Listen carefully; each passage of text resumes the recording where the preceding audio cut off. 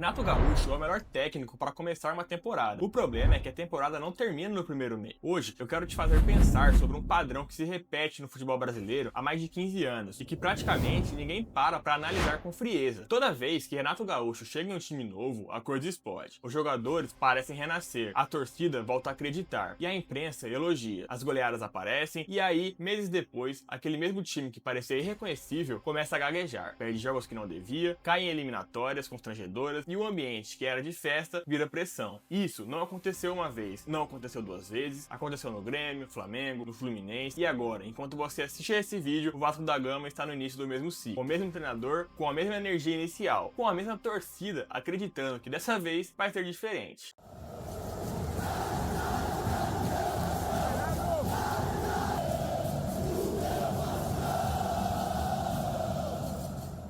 Vou te dar os números brutos, sem julgamento, só os fatos. No Flamengo, em 21, Renato entrou no lugar de Rogério Ceni, que tinha sido campeão brasileiro, do Carioca e da Supercopa. Nos primeiros 16 jogos, Renato marcou 89,6% de aproveitamento, o melhor início de um técnico da história do Flamengo em 84 anos. Em 16 jogos, 14 vitórias, um empate e uma derrota. A torcida exigia que ele renovasse para 22. A diretoria acabou segurando a euforia. E bem, porque no segundo semestre, o mesmo Flamengo perdeu para o Atlético Paranaense por 3-0 em pleno Maracanã, caiu na semifinal da Copa do Brasil, viu o título brasileiro escapar para o Atlético Mineiro e perdeu a final da Libertadores para o Palmeiras no Uruguai. Em menos de 6 meses de trabalho, com um aproveitamento geral de 72%, ótimo no papel, mas 0 títulos na prateleira. No Fluminense, em 25, o padrão se repetiu, com uma perversidade poética. O time chegou à semifinal do Mundial de Clubes nos Estados Unidos, a maior campanha de um clube brasileiro na história da competição reformulada pela FIFA. Primeiro semestre voando, Renato como herói. Segundo semestre, 7 vitórias, 8 derrotas, em 19 jogos. Aproveitamento de míseros 43,85%. A torcida que aplaudia passou a vaiar, e Renato pediu demissão na coletiva, ao vivo no Maracanã, logo após a eliminação para o Lanús na Sul-Americana. Esse é o padrão, esse é o ciclo, e ele sempre se repete. O problema não é que Renato Gaúcho perde jogos, todo técnico perde. O problema é a curvatura da trajetória.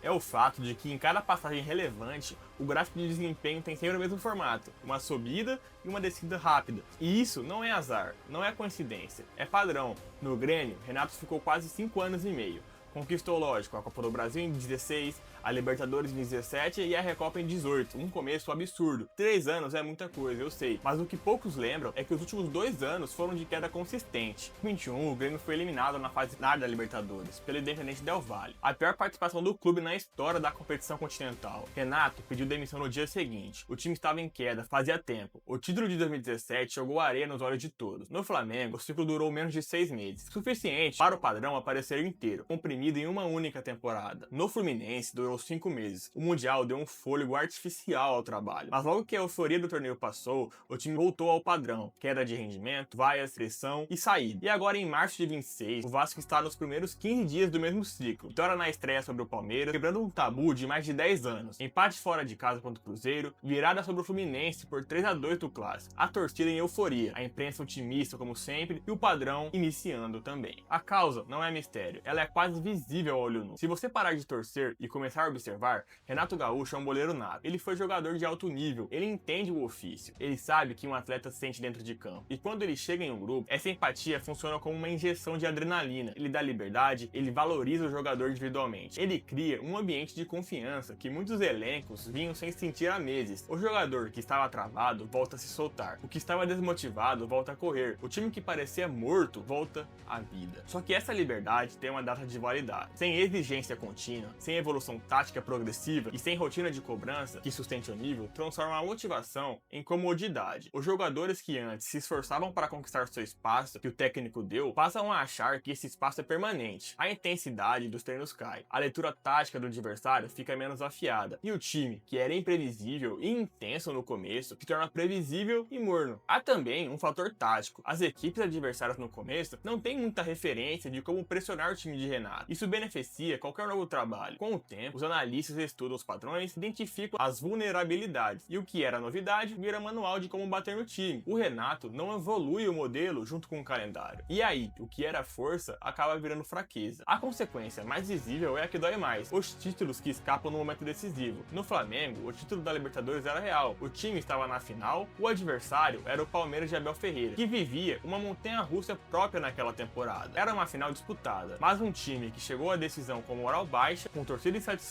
e com um técnico já sem a mesma autoridade do início. Não tem o mesmo psicológico. O resultado, derrota por 2-1. O Flamengo de Renato ficou no vice. No Fluminense, o Mundial foi o pico. E justamente porque foi o pico, o que veio depois parecia ainda mais fácil, porque o Mundial era o suprassumo do futebol em tese, né? E depois, simplesmente, a queda foi muito grande. O torcedor, a consequência é a mesma. Aquela sensação de que o time estava no caminho certo e de repente desanda. De que havia algo ali que poderia ter dado certo, mas não deu. É uma frustração que não é raiva pura, é quase uma tristeza genuína. Porque você sabe que o técnico tem amor pelo futebol. Você sabe que os jogadores não entregam o jogo de propósito. Mas o resultado do final é o mesmo, mais um ciclo se encerrando sem o que todos queriam, que era o título. O que a maioria das pessoas faz diante disso? Repete o ciclo também. O torcedor que clamou pela demissão do técnico anterior passa a exigir Renato. A imprensa que criticava o trabalho de quem estava antes passa a elogiar a cada vitória do começo como se fosse revolução. Os dirigentes, que deveriam ter memória institucional, abrem mão dessa memória para responder à pressão de momento. E Renato, que saiu de um clube com vaias, chega no próximo com aplausos. O ciclo não para, porque ninguém quer parar. A euforia do começo é boa demais. Os primeiros resultados justificam todo esse movimento. E quando o padrão aparece de novo, já é tarde para mudar de rota. Mas eu preciso te fazer uma pergunta que o futebol brasileiro não quer responder. Se esse padrão é conhecido, se todo mundo que acompanha o futebol com atenção sabe que Renato começa bem e tende a cair, por que os clubes continuam contratando? Eu vou te dizer o que eu acho. Porque os clubes brasileiros não contratam para construir, eles contratam para apagar incêndio. E o Renato Gaúcho